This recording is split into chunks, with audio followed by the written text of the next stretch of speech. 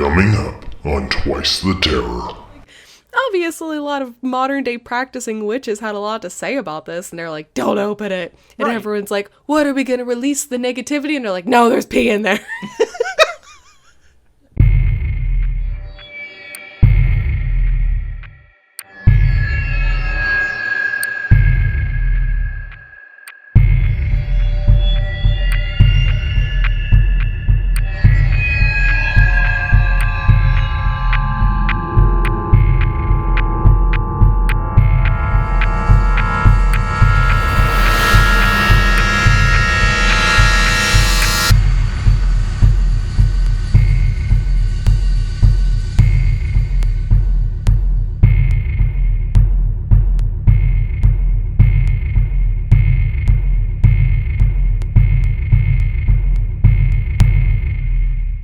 Twice the Terror.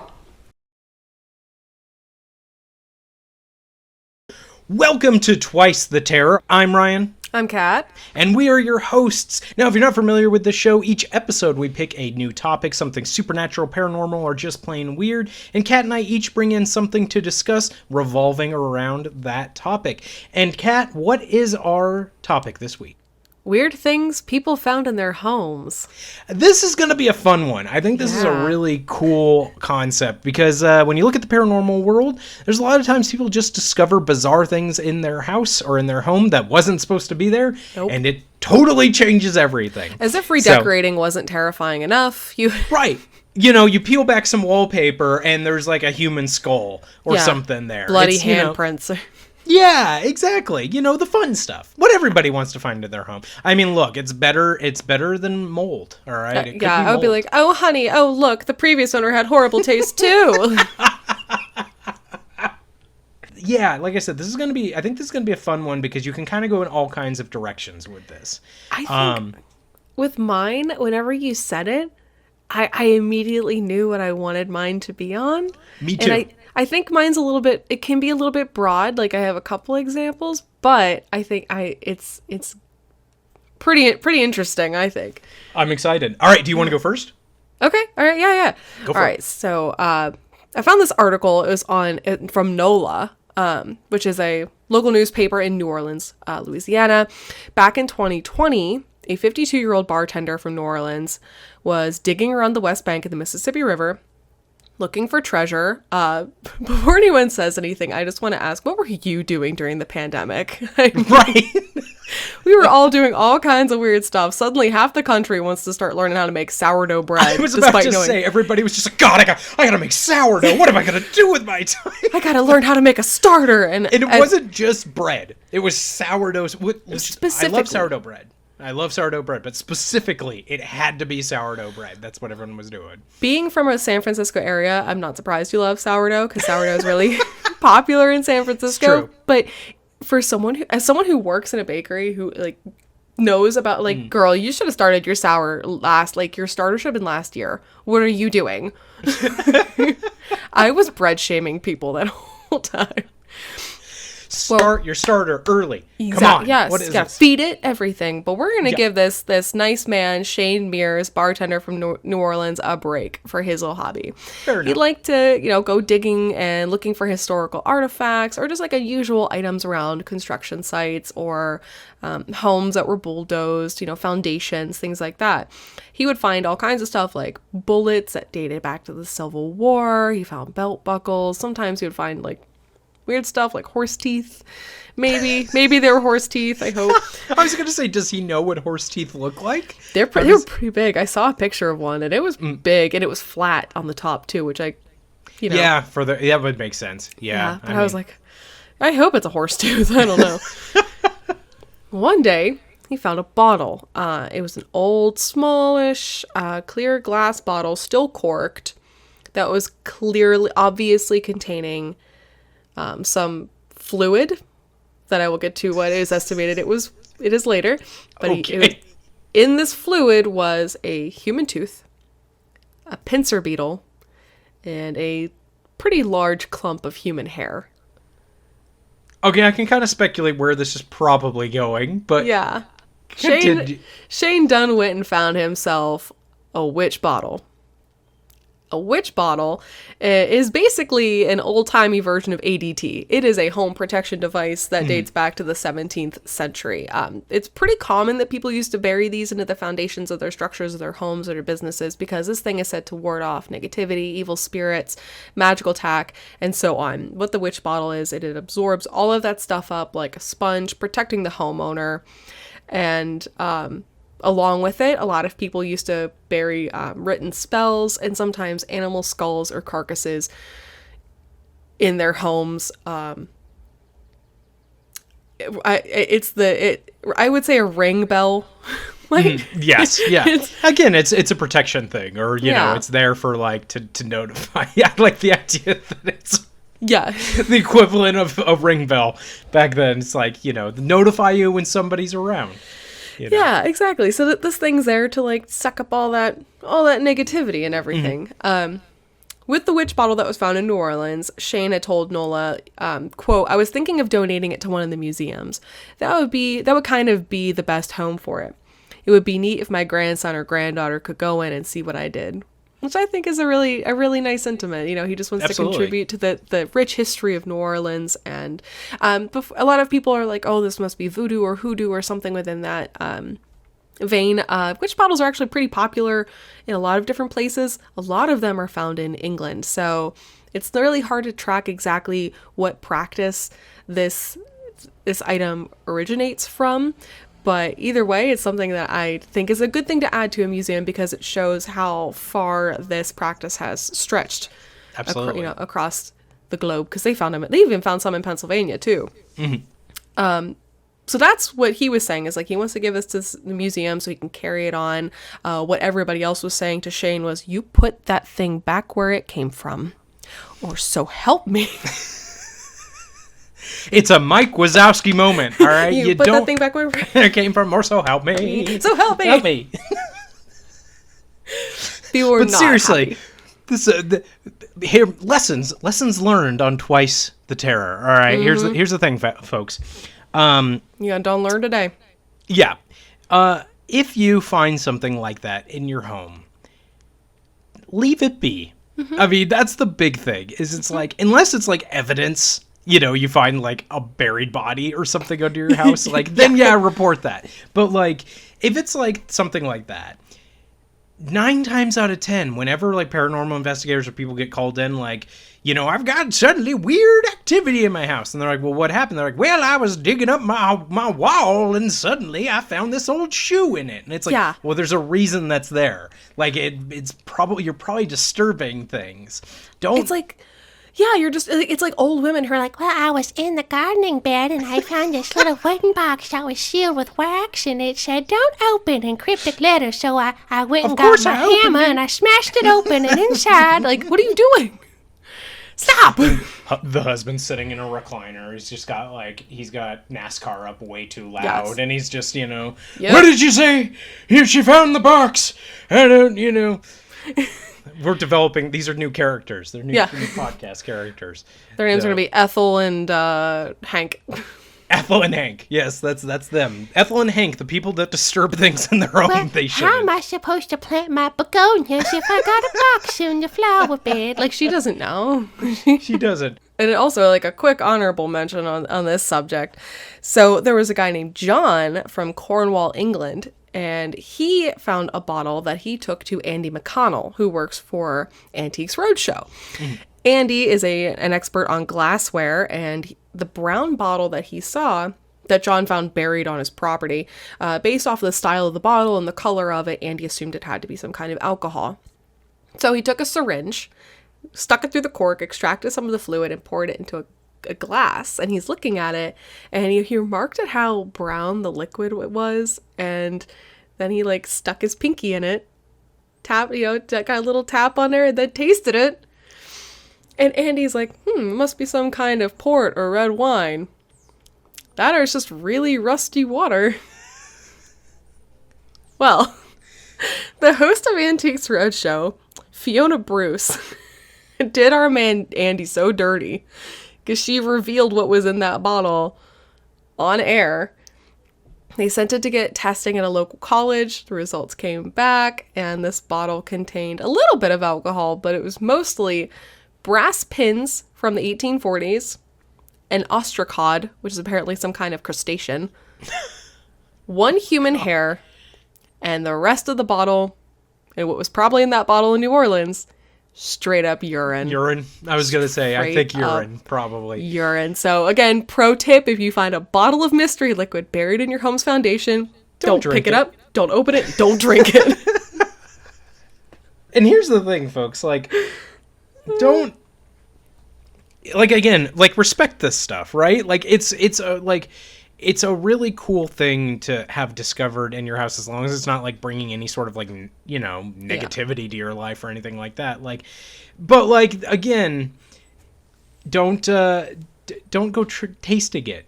Yeah. Respect it, enjoy it, be like, wow, this is really cool that I found it. Don't taste it, don't lick it, don't, you know, even maybe wear gloves when you're touching it. Because, you know, Yeah, I mean, I can't imagine. Okay, listen, I can't imagine it's easy to pee in a bottle now, but like back in 1840, you're trying to pee in a wine bottle. yeah, you know, it took somebody a lot of skill to do that. Don't mess with their handiwork. And it's funny too, because like, obviously a lot of modern day practicing witches had a lot to say about this, and they're like, don't open it. And Right. everyone's like, what, are we going to release the negativity? And they're like, no, there's pee in there. Right. It's like, sometimes it's like Occam's razor. Sometimes the simple solution is, it's not, they're not telling you not to open it because, you know, of, you know, evil contained or like that. They're telling you that for sanitary reasons. There, girl, you had a tetanus shot this week, because I hope you did. Right. Exactly. Oh God. Do you think after tasting that liquid, do you think he just went home at night and like stared at his wall for like an extended period of time, you know, just like If he didn't partner. after tasting it, he definitely did after Fiona Bruce just straight up put our guy on blast in front of everybody and was like, Right. you drank urine. And he's just, the man's just sitting there staring blank face at the camera, just like, it's like that Arrested Development joke with like, hello darkness, my old friend. He looked so upset. I would have been upset. It would have been like, why'd you do that? Or even better, it was probably the Kill Bill music. Like it probably was like, Zooming in on his Antiques Roadshow, man. When it's good, it's good. Like, see, I would watch that episode. They're like, oh my god.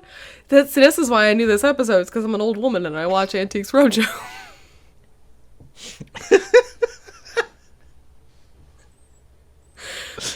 And Bear Oh, Grylls good is watching this and he's like, I see nothing wrong. right. He's like, you know, do you think Bear Grylls just like is at home drinking his own urine? You think it's like he's I'm just- so sorry. He's no got one like says there's anything wrong with it. He's got like Yes. a wine glass. To clarify for everyone, this is red wine. This is not rusty water. It's not rusty water or urine. I prefer my drinks without brass pins in them. Thank you. You can really taste the lockjaw that's forming from it. The mouthfeel is very restricting.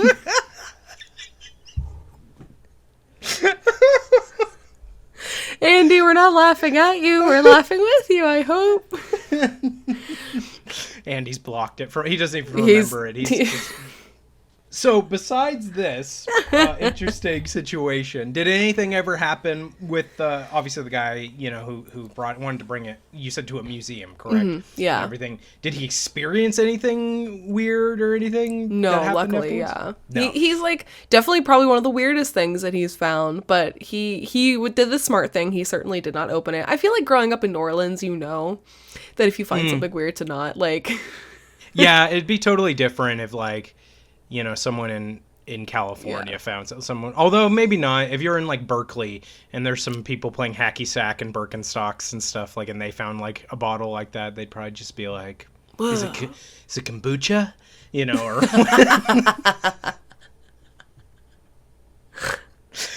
and I can, much like you can make fun of Ohio, I can make fun of California. Absolutely. Now, if it was a mystery bottle of hair and teeth and, you know, things in Pittsburgh, you know, that'd be an interesting, you know, Johnny found it down by the old CVS. Oh, yeah. And, you know. Well, you see, I was down by the mall, and I was digging around, and I underneath all these McDonald's bags, I found this bottle. I tried this drink, but I prefer Icy Light. It's an old Yangling bottle. With a cork and wax. It's Miller for me. I don't like this drink. This is the oldest game of prepare to bleep, but this is the oldest game of fuck around and find out.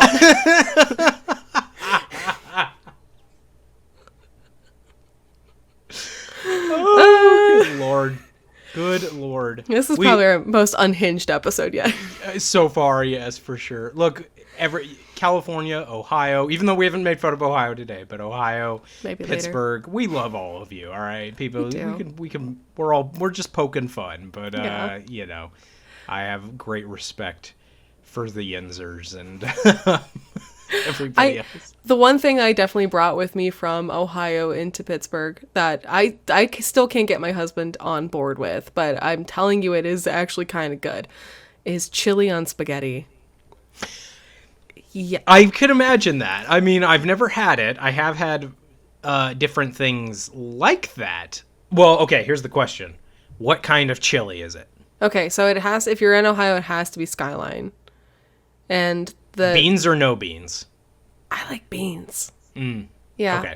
So You're there's like, not that's like a choice. Well, there's two. Okay, here we go. Chili corner with Ryan. All right, there's two.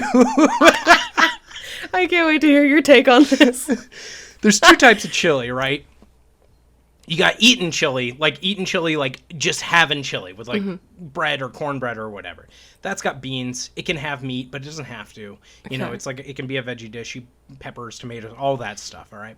But if you're putting chili on something, like on a hot dog, I don't want beans in it. I want it to be that like meat chili. You know what I mean? The stuff you get for like 95 cents in a can that's questionable. Wolf's like, brand? Yeah, yes. Just like something that just like pours out and you're like, this could be dog food, but I'm pretty sure it's chili. But I'm not going to ask questions. Exactly. That's what I want on like hot dogs or burgers or things like that. The minute like you put beans on like a hot dog, I'm like out. That's not the right kind of chili. I do like it with the beans. I think it's just like it's a texture thing where like I need that little extra something.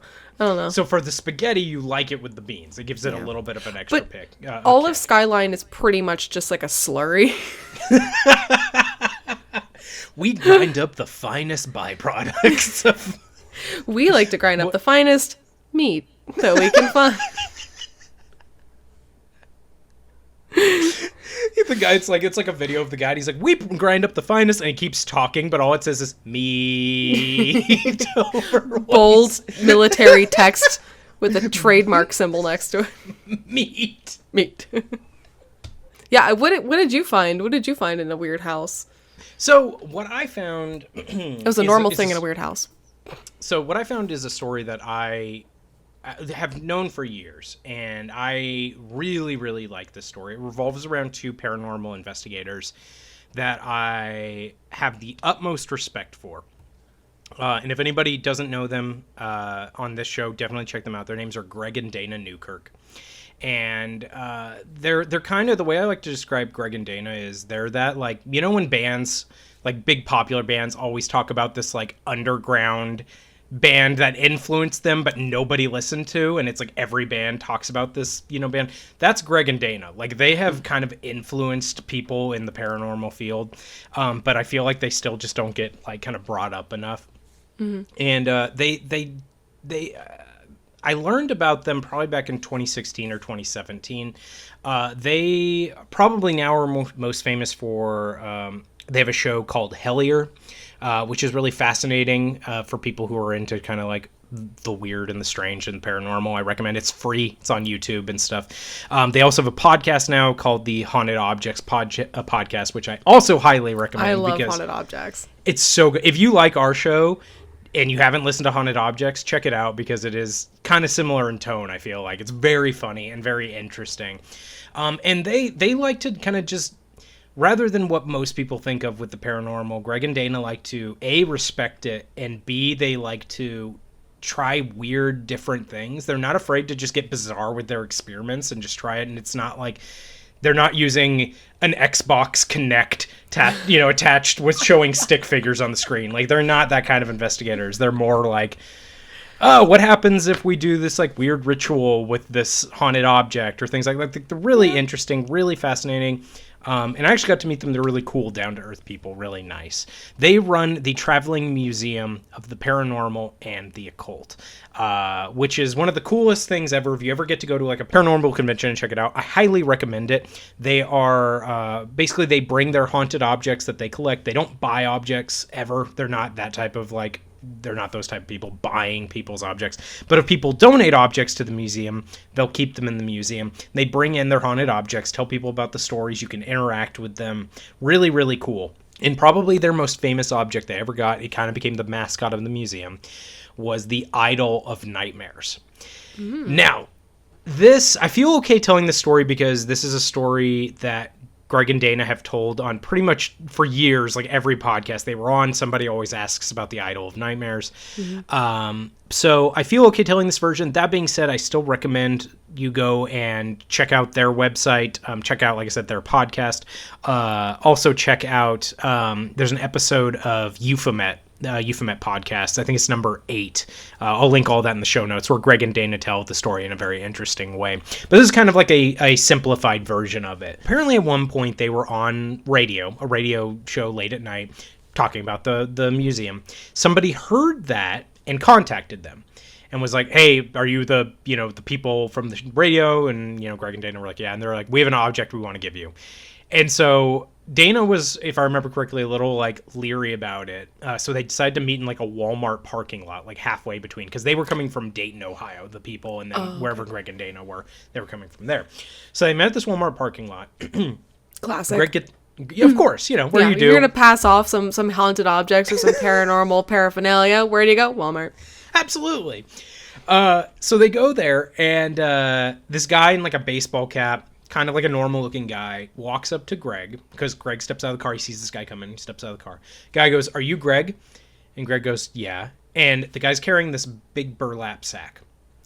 And he just, without saying anything, hands it to Greg and goes, it's your problem now, and starts walking away. And Greg goes, wait, hold on. Okay, you gotta tell me about what this is so I can try and help you or figure this out. Like, I can't, Also, is this the same guy who I got my cat from? Because that's pretty much how I got my cat. Really?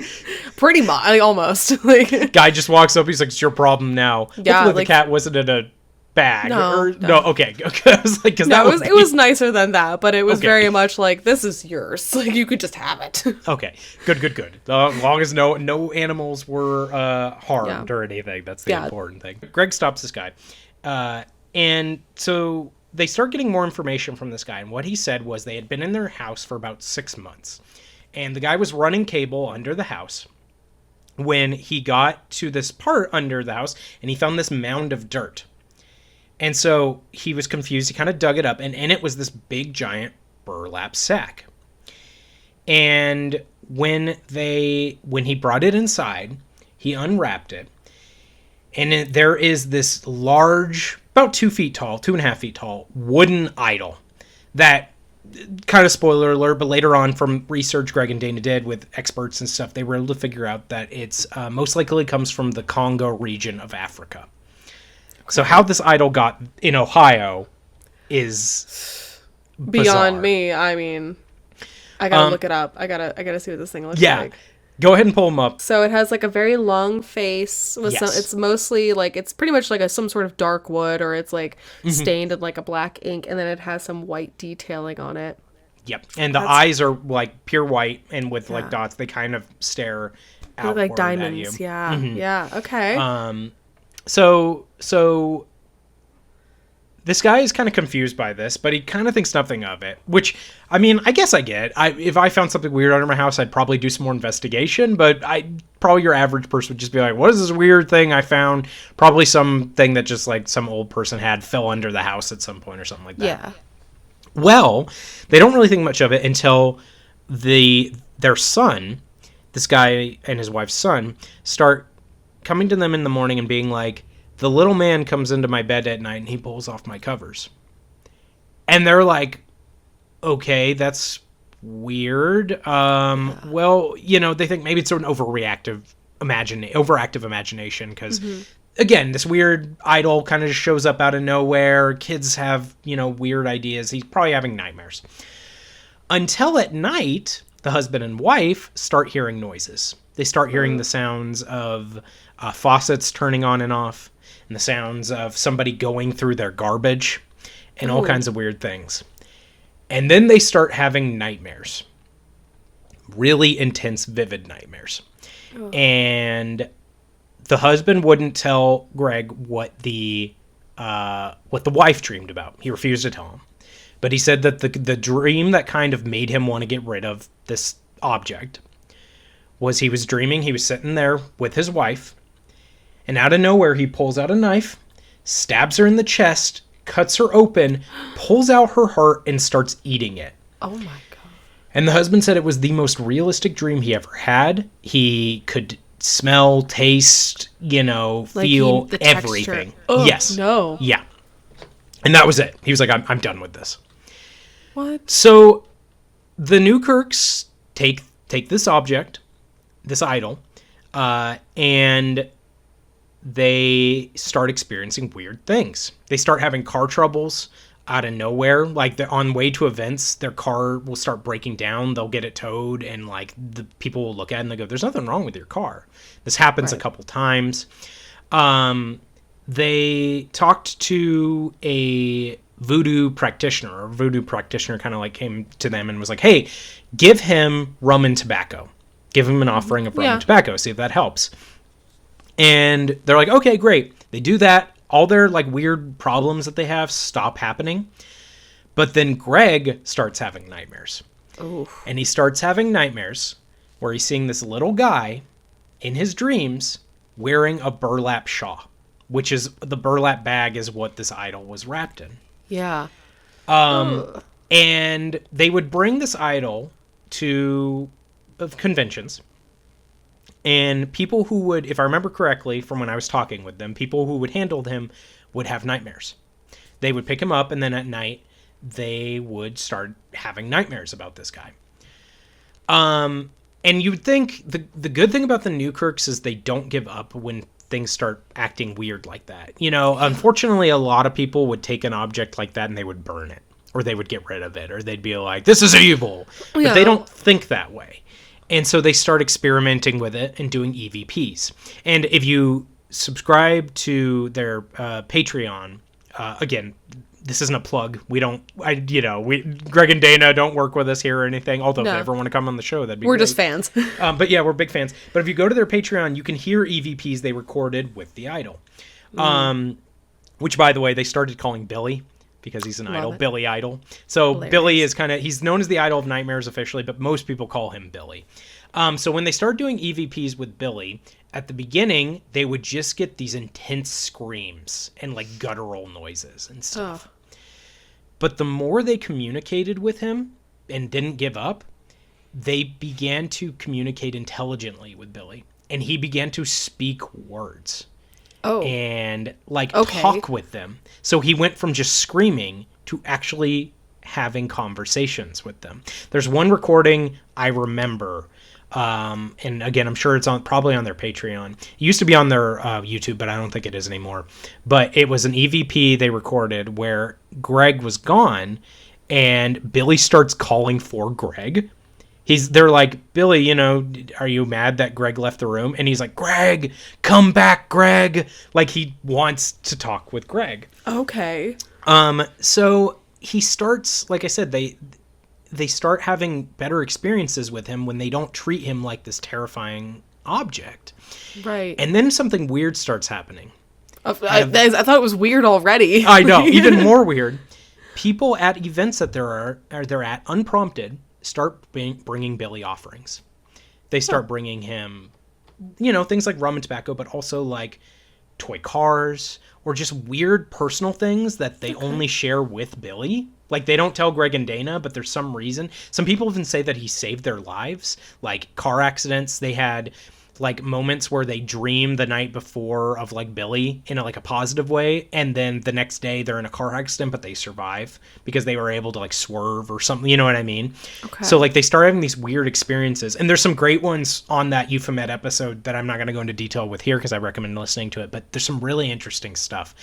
And again, this is like the perfect example to me of don't judge a book by its cover, because Billy starts being really positive for people, and people start having, these good experiences. Again, he kind of becomes the mascot. People start championing, like, Billy's awesome and stuff. And after they do extensive research with a, Congo archaeologist, somebody who's like really, knowledgeable about that stuff, what that person says is that Billy probably, is from the late 1700s, early 1800s. And most likely he would have belonged to a tribal leader. Mm-hmm. And that tribal leader would have used the idol as a way to communicate with the spirit that is attached to Billy to get advice on like healing and conflict resolution and, things like that. And so because they would use this as a way to kind of like communicate and, pass that on to their tribe and things like that, they would bring offerings to him. Okay. So it's like almost like ancestral work. It sounds like ancestral work. Yeah. Yeah. In a way, it's like people started instinctively knowing to do this for Billy. And because of that, Billy was responding positively.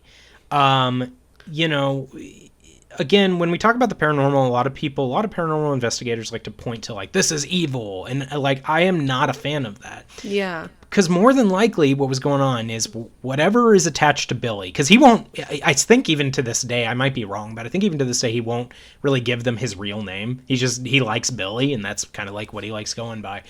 But more than likely what happened was Billy was lost, confused, he was scared, he was angry, he was taken from, if he was from Africa and he somehow ended up in Ohio, he was very clearly taken from somewhere he was supposed to be and put somewhere he wasn't supposed to be. Oh, a familiar story for a lot of right. And he was taken from his culture, he was brought somewhere else, and then on top of that he's buried underneath the house. We don't know how long he was under there for. Yeah, exactly. So you're like in the dark, you're completely blind, and then suddenly some guy in Ohio's got you in a Walmart parking lot, and no one wants that. Right, exactly. And so again, like, things that you find, it goes with the same with like what you were talking about with the bottles and things like that. Like, treat this stuff with respect, because it's better than treating it with fear. Treat it with intrigue, treat it with respect, investigate. Don't immediately turn to this thing is evil or this thing isn't, gonna harm me or something like that, because you don't know. I mean, I met Billy in 2017. I have this great photo. I'll put it on the podcast. Yes. It's me with this giant beard, and it's me holding Billy.